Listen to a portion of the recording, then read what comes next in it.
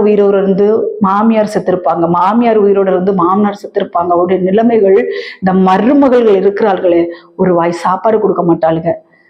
அதே போலதான் பெத்த பிள்ளைகள் தாய் இறந்த தகப்பன் உயிரோடு இருப்பாரு, தகப்பன் இறந்த தாய் உயிரோடு இருப்பாரு. ஒரு வாய் சாப்பாடு, பேய் எனக்கு ஒரு டீ வச்சுதான்னு கேட்டா கூட இந்த வச்சு கொடுக்க மாட்டாளுங்க. ஒரு வாய் சாப்பாடு கொடுனா, என் வீட்டுல சாப்பாடு எல்லாம் இல்லை, டீ எல்லாம் இப்ப அது வைக்க முடியாது. எவ்வளவு வேதனைக்குரிய காரியம் கர்த்தருடைய பிள்ளைகளை. ஒரு துணிமணி துவச்சு கொடுக்கறது கிடையாது.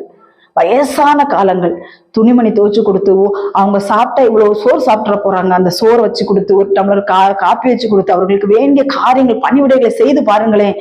அது உங்களுடைய தலைமுறை, உங்களுடைய பிள்ளைகளுக்கு அது ஒரு ஆசீர்வாதமாய் மாறும்.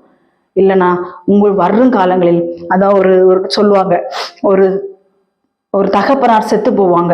செத்து போகும் பொழுது